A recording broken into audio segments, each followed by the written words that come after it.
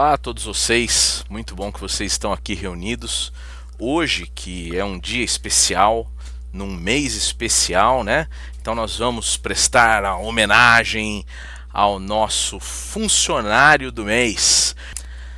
Você não sabia, ou talvez saiba, né, que março, que é o mês corrente que nós estamos, né, tem esse nome em homenagem a Marte, né? Ele foi um nome dado pelos romanos para um dos meses do ano e assim então homenagear Marte, tá? E nós vamos conversar um pouquinho hoje então a respeito de Marte e Ares, que são a mesma divindade, só que não. Zeus e Hera. E era um casal, não é a era venenosa, mas era problema essa era. E então esse casal tinha muito ciúme de Zeus, né? Os deuses antigos eles eram um misto de virtudes e defeitos, né? Exageros até podemos dizer, da figura humana. E então Hera queria ter um filho, né, para poder de certa forma dar estabilidade a essa relação.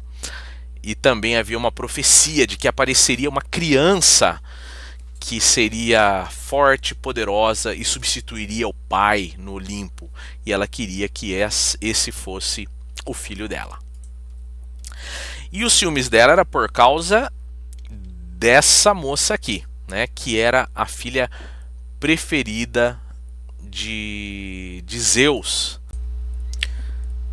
Então aqui nós podemos ver Atena numa representação grega.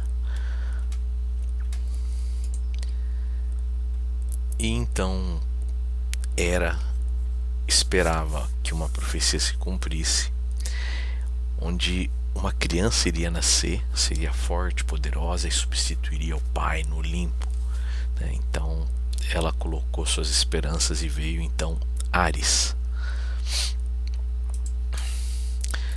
E Ares, aqui representado com a armadura, elmo e a lança, né? Ares foi o modelo de guerreiro. Conta que ele se deleitava com a guerra e que nem sempre ele ajudava o mais honrado. Na verdade, ele estava do lado do mais violento, né? Sendo uma divindade sanguinária. Então, ele tinha seus seguidores, né? Nenhum deles era coisa boa, né? Todos frutos da guerra. E então Atena era a única que se opunha a Marte. Atena sempre foi dada a estratégia e ela então era a única que conseguia vencer Marte.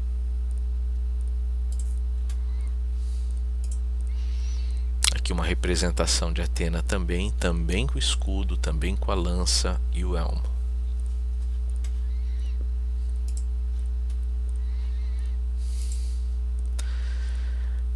E aqui então nós temos Ares e aquela que ganhou o coração dele, que foi Afrodite, né? Eles tinham como filhos Deimos e Phobos.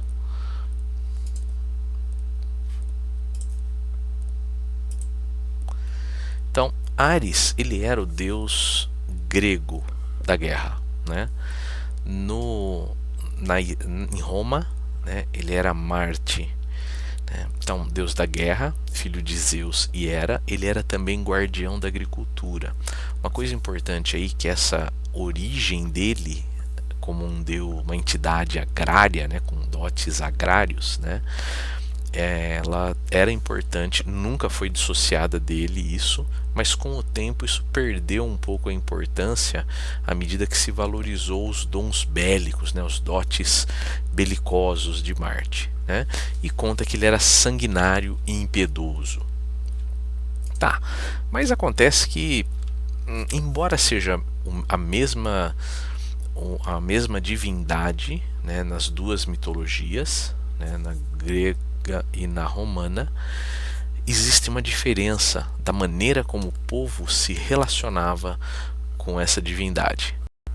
Então, se por um lado o Ares grego, né, ele era evitado e temido, né, por outro lado Marte era querido, né, pelos romanos. Ares era tido como egoísta, né, enquanto Marte protetor de Roma. Ele inclusive faz parte, né, do mito da criação de Roma. Enquanto Ares ele favorecia os violentos, Marte favorecia aqueles que lutavam com honra, né? Ares ele é retratado muitas vezes como um jovem, né? Para retratar a impulsividade, a inexperiência, um pouco do egoísmo, o desejo pela afirmação, enquanto Marte ele é retratado como alguém de barba, maduro, já forte, né? Indo mais para o lado de um líder, tá? Então Ares ele era muito temido, né? E ele era pouco cultuado, mas Marte era o segundo deus mais importante do panteão romano, tá? Estando apenas atrás de Júpiter, que é Zeus. Então aqui a representação grega, né, do jovem, e aqui a representação romana, né, de alguém maduro já. Aqui uma representação da loba e Rômulo e Remo, né, que foram amamentados pela loba, sendo eles os fundadores de Roma, e nesse mito eles são filhos de Marte. Então esse mês, como a gente começou com uma brincadeira, né, março vem de Marte, né, ele tinha um mês totalmente dedicado a ele. Era um mês, o primeiro mês do ano, né, isso antes da reforma do calendário de Pompílio. Não é a reforma do calendário do Pimpolho, tá bom? E marcava o início da primavera naquela época. Inclusive, né, nós estamos aqui no dia 13 de março, né, e no dia 14 de março em Roma ficava enfeitada, florida, né, e festiva. E as pessoas iam para um local chamado Campo de Marte, onde eram feitas festividades esportivas, religiosas, culturais em homenagem a Marte. Marte era tão importante para os romanos que quando um general fazia uma conquista, quando ele voltava, ele construía geralmente algum templo, né, e rendia homenagens a Marte, festa para Marte, né? Então Marte era o patrono do exército, e como um império que dependia muito desse expansionismo, né, de toda uma operação militar, né, Marte era o patrono, era quem protegia os legionários, tá? Então era uma divindade extremamente querida. E se nós lembrarmos, né, Marte tem um dia na semana também. Tá? Em espanhol, por exemplo, você tem martes, que é terça-feira, tá? Então era uma entidade muito mais querida pelos romanos, né, do que foi pelos gregos. Embora toda essa história de uma pessoa voltada muito para si e sanguinário, violento, né, ela venha mais da história grega, né, do que da história romana em si. Muito bem, a influência de Marte permanece até hoje, né? Não a influência astrológica, mas a influência cultural, né? E é muito comum que nós herdemos, né, histórias, símbolos e muitas coisas bem da antiguidade mesmo, né, de tempos imemoriais. Então Marte, como a Valéria bem disse, né, no vídeo que nós assistimos dela, ele é muito anterior aos gregos, né? Um exemplo similar a isso é uma constelação chamada Aquário.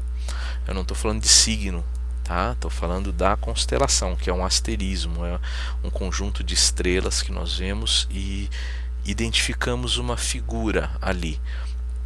E isso inclusive muda de povo para povo, né? Cada povo enxerga algo diferente num mesmo conjunto de estrelas, tá? Então, por exemplo, Aquário, que para nós é uma caixa de vidro onde põe água e peixe, né? Teria o significado mais ou menos de aguaceiro, né? Seria a constelação do aguaceiro, porque quando em um determinado momento, numa relação ali com o Sol, que é uma época do ano, é a época da chuva, né? Então isso é anterior também aos romanos, é anterior também aos gregos, tá? Se não me engano, remete aos fenícios ou aos sumérios. Tá? Então é algo muito antigo e que nós herdamos, né? Passa ali pelos babilônicos e chega então até nós, tá? E Marte também foi uma divindade que desde a antiguidade chamou muita a atenção dos antigos, tá? Mesmo antes dos romanos. Então, por exemplo, o símbolo da masculinidade, né? Porque Marte ele era um modelo de soldado, né? Que os jovens deveriam aspirar. Tá? E esse modelo ele está tão presente hoje, né? Que o símbolo da masculinidade vem da lança e vem do escudo de Marte, tá bom? Então nós temos ali o símbolo masculino. É o símbolo do próprio planeta mesmo, né? E a palavra planeta, né? Ela significa errante ou viajante. E aí vem então um segundo ponto que nos faz ter uma fascinação por Marte. Vamos conversar então sobre como nós enxergamos os planetas à noite. Então eu tenho aqui uma representação do sistema solar. Essa representação obviamente não está em escala, nem de distância, nem de tamanho, tá tudo errado. Mas pelo menos todos os planetas estão representados para que nós possamos conversar sobre eles. E qual será o planeta, né, que mais chama a atenção nossa à noite, né? Se nós tivéssemos o hábito de olhar para o céu ainda, né? Um hábito que nós infelizmente estamos perdendo. Os céus das cidades têm ficado cada vez pior, né? Temos enxergado cada vez menos estrelas por causa da poluição luminosa, por causa da poluição também, né? Bom, Mercúrio não é, e nem Vênus, né? Por que não são? Mercúrio e Vênus são planetas interiores, o que significa que eles estão mais próximos do Sol do que a Terra. Então, eles têm uma elongação, que é uma distância angular máxima que eles chegam a partir do Sol, e eles nunca passam daquilo. Então, eles estão sempre próximos do Sol, o que significa que na prática nós vamos enxergar Mercúrio e Vênus ou antes do amanhecer ou logo depois do ocaso, né? Logo depois que o Sol se põe, tá? Então, claro, eles estão caminhando pelo céu rapidamente, sempre acompanhando o Sol, mas noite adentro eles não aparecem. Bom, então eles não chamam tanto a atenção porque eles são dependentes do Sol no seu movimento, tá bom? Muito bem.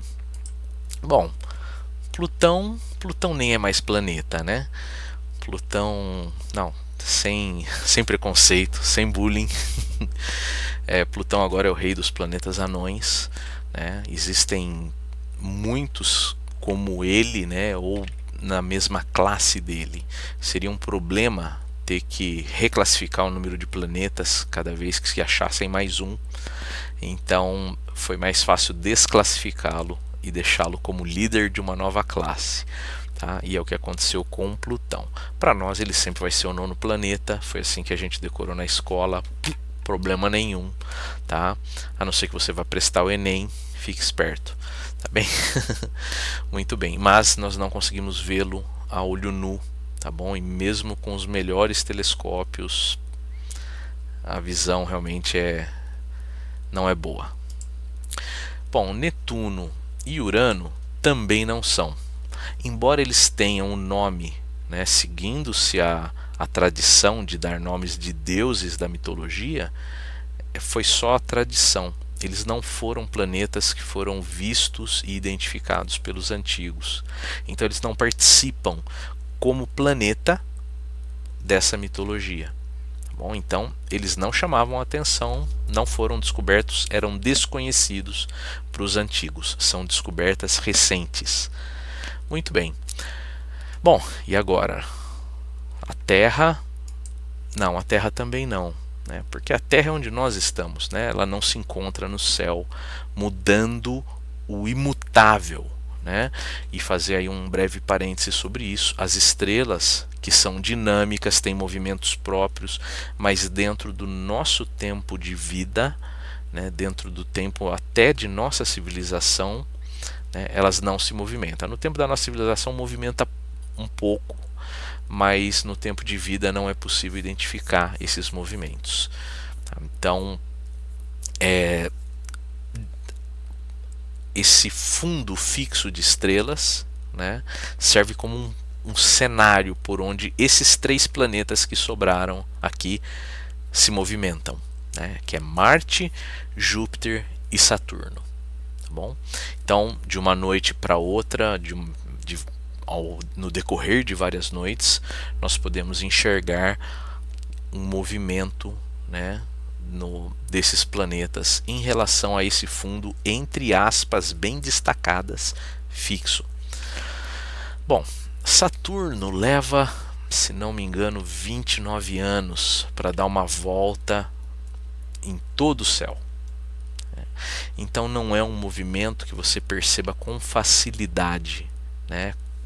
Passam-se anos até você perceber um pequeno movimento dele, né? E no decorrer de 30 anos de observação, você consegue identificar que ele deu a volta, né, em torno de todas as constelações, né? Júpiter, ele já é um pouco mais rápido, se não me engano são 9 ou 12 anos, tá? Mas ainda assim é bastante tempo. E finalmente Marte, que aproximadamente 2 anos, né? Então é possível, dentro de algum tempo, né, no decorrer de semanas, você detectar movimentos de Marte, né? Ele é o que mais se destaca no céu, né? Porque ele passa por ele ser um planeta externo, ele está mais distante do Sol do que a Terra. Ele é possível então vê-lo por toda a noite, né? Por toda a noite, se ele estiver no céu, obviamente, né? Mas ele é o que mais se movimenta, né? E por que essa associação com a guerra, né, com o sangue? Justamente pela coloração avermelhada, né, que se origina no óxido de ferro que tem muito lá no planeta. É um planeta enferrujado, na verdade, que dá a ele essa característica, esse tom avermelhado, né, e que os antigos então acabaram associando, né, as guerras, associando aos conflitos, né? Esse é Marte. E faz muito sentido, né, que ele influencie, porque a vida, acho que uma das coisas que mais existem na vida são conflitos, né? Por exemplo, falando de Star Trek, né, inicialmente não queria-se que houvessem conflitos, né, no Nova Geração, né, e parece que a coisa ficou boa de acordo com alguns depois que os conflitos apareceram, né, porque eles fazem parte da nossa vida. Então Marte faz parte por meio dos conflitos, né? Muito fácil também identificar conflitos que, claro, não são influência dele, mas para os antigos foi muito fácil associar isso a Marte também, sendo ele um dos mais presentes no céu, mais ágeis também, de acordo com uma maneira simples de avaliar esse movimento, esse dinamismo. Bom, e o que nós estamos então explorando, né? Como é Marte? Bom, Marte é muito parecido com a Terra, né? Tem metade do diâmetro, ali tem uma representação da Lua também, que tem um quarto, né, do diâmetro terrestre, tem um terço, um quarto, e Marte um meio, né, metade desse diâmetro. Ele realmente é bem próximo da Terra, né, sendo ele mais externo, então tendo como uma distância do Sol à Terra, considerando-se uma unidade astronômica, ele está a 1,5 unidade, né? O que essa unidade astronômica é muito prática para se trabalhar dentro do sistema solar. Como ele está um pouco mais distante da Terra, ele tem a velocidade um pouco menor nessa translação, né, que ele faz, ou nessa revolução em torno do Sol. Volume, né? Se nós fôssemos colocar Marte dentro da Terra, né, bem amassadinho, caberiam 6 Martes, amassadinho sem compactar. Teria que perder a forma de esfera para poder caber, mas a Terra tem 6 vezes o volume de Marte. Em relação ao dia e ao ano, né, são muito parecidos também. Né? Quer dizer, o ano não. O ano são 683 sols. Cada sol é um dia marciano. Né? Então não se usa a palavra dia referindo-se ao dia em Marte, mas se usa a palavra sol. Tá? E enquanto aqui na Terra são 24 horas aproximadamente, lá 24 e 40 minutos, né? Aqui 23 e 53. A inclinação do eixo também é parecida, né? Aqui 23 graus e meio e em Marte 25 graus. Enquanto um dia aqui são 365, lá 683 sóis. Em relação à gravidade, lá a gravidade é 38% da terrestre, né? Se você pesa 100 quilos aqui, tá aí um jeito fácil de perder peso. Só ir para Marte, né? Perder peso, né? Não massa, tá bom? Mas ao invés de ir para Marte, vai para a Lua, é mais fácil, mais rápido. 3 dias de viagem você tá lá, né? Inclusive logo logo Elon Musk vai vender ticket, tá bom? Em relação à temperatura, Marte ele é bem frio, né, em relação à Terra. Dentro do mesmo planeta você pode ter gelo, vapor e água líquida, né? Então água nos 3 estados. E em Marte você já não consegue isso, né? Lá a temperatura é bem fria mesmo, né? É um planeta bem gelado, tá? Em relação à água, tem água lá, mas ela acredita-se que ela esteja principalmente no subsolo, e foi detectado lá uma salmoura escorrendo de uma beira de um penhasco, alguma coisa assim, tá? Então tem alguma coisa quase líquida lá, tá bem? Muito bem, atmosfera. Enquanto aqui nós temos nitrogênio, oxigênio e outros, né, lá em Marte você não tem o oxigênio, né, e o nitrogênio é 2% dela, o resto ali, a maioria é dióxido de carbono. Embora, por exemplo, você que assistiu Perdido em Marte, tem um momento que a eclusa explode, né? E o Mark Watney, que é o personagem, ele quebra, né? Ele trinca o capacete, começa a vazar o ar sob pressão, né, no traje, né? Ele começa a perder pressão. E é interessante que ali você não tem uma situação do dióxido de carbono entrando e asfixiando ele, né? Não, isso não acontece, porque a atmosfera lá, ela é 1/100º da nossa em pressão. Então o que ia acontecer ali era o ar sair e ele ia morrer sem ar, né? Então em efeitos práticos, não que seja vácuo, não é vácuo, mas para nós, né, seria muito parecido o efeito. Bem? Muito bem, então a tempestade do Perdido em Marte, ele passa por 2 tempestades lá, e aquela tempestade realmente não foi legal, tá? A primeira, a segunda foi tudo bem. E quem assistiu Mars aí viu também tempestade, né? Drones, né? De Mars, né?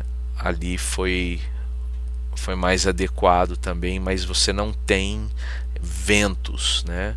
O vento lá é algo muito fraco, justamente por essa baixa pressão da, da atmosfera, tá? Então aqui eu tenho uma imagem, né, da tempestade vindo, e no filme mostram raios, tal. Não, isso você não vai ver em Marte, tá bom? Essa é a verdadeira tempestade. Isso aqui são fotos mesmo, né? A foto do Sol, perceba que você já tem ali uma poeira, e conforme ela vai ficando mais densa, você vai recebendo cada vez menos luz, né? Então, olhando de fora, é isso, você vê menos detalhes na superfície de Marte quando você tem uma tempestade. E Marte tem um fenômeno interessante, né, diferente, que as tempestades de areia lá são globais, né? Elas, o planeta inteiro fica daquele jeito, mas não tem vendaval não, tá? É só um poeirão que sobe para a atmosfera mesmo. E aí acontece isso aqui, tá? Cai nas placas solares, e aí diminui o seu rendimento, você capta menos luz, tem poeira, né, na sua placa solar. Em relação às luas, Marte tem duas luas, né, que no caso são Phobos e Deimos, que na mitologia inclusive são filhos, né, de Ares e de Afrodite. E uma delas tem 12 quilômetros, a outra 22, né? O que leva a crer que são corpos capturados, né? Não há uma formação conjunta, né? Diferente, por exemplo, da Terra e da Lua, né? Que ali a hipótese mais aceita hoje é que foi um corpo que se formou num ponto chamado ponto de Lagrange, né? Então ele estaria na mesma órbita que a Terra, né, mas um pouquinho mais adiante. Conforme ele obteve massa, ele saiu desse ponto e veio em direção à Terra. Foi um choque de muita energia, porque envolvia muita massa, né, mas não foi um choque com alta velocidade. E conforme esse choque aconteceu, não houve um esfacelamento total, né, mas houve bastante matéria sendo retirada desse corpo original. E aí então o que sobrou acabou sendo a Terra, e o que se formou nos arredores é a Lua, né? Porque existe uma composição muito próxima da Lua e da Terra. Mas no caso de Marte, provavelmente o que aconteceu foi a captura de Phobos e Deimos. Muito bem, aqui tem algumas fotos, né? Aqui eu tenho um balanceamento de cor, aqui uma cor mais crua, né? Para ter uma ideia, lá nós vamos conversar ao vivo sobre as fotos de Marte, né? Então isso aqui é só um pequeno aperitivo, tá? E aí pontos interessantes, né? Os recordes de Marte, né? Tem recordes do Sistema Solar. Um deles, por exemplo, é o Monte Olimpo, 650 quilômetros de base. É como se eu saísse daqui na base da montanha, o lado oposto da base estaria em Curitiba, mais ou menos, né? E 22 quilômetros de altura, né? É o dobro aí do Everest, né? Quase é o dobro e um pouco mais. Tá? Aqui uma imagem do Monte Olimpo, né? E o nome realmente é muito bem batizado, né? E a origem dele é vulcânica, né? Ele não é um resultado de movimento de placas, e que é o que formaria, por exemplo, formam cordilheiras aqui na Terra, mas ele é resultado de atividade vulcânica. O Valles Marineris, que leva esse nome por causa das missões Mariner, né, é o maior cânion do Sistema Solar, né? Então 4.000 quilômetros de extensão, a largura do vão de 200 quilômetros, né, mais de 200 quilômetros, profundidade de 7 quilômetros. É realmente grande, né, muito grande. Se nós olharmos, por exemplo, o Grand Canyon, né, quem teve lá sabe que ele é gigante, é enorme, mas o Valles Marineris ganha, né, é muito maior. E existe uma hipótese, não sei se ela ainda é a mais aceita ou não, de que isso pode ter sido formado num único evento, né, e não ter sido resultado de eras de erosão. Muito bem, era isso que eu tinha para conversar com vocês e apresentar nesse vídeo. E agora nós vamos conversar um pouco ao vivo a respeito da exploração e o produto dessa exploração, que são as fotos de Marte, e o que dá para fazer daqui da Terra também, tá? Vamos falar um pouquinho sobre astrofotografia. A gente se vê daqui a pouco. Até mais.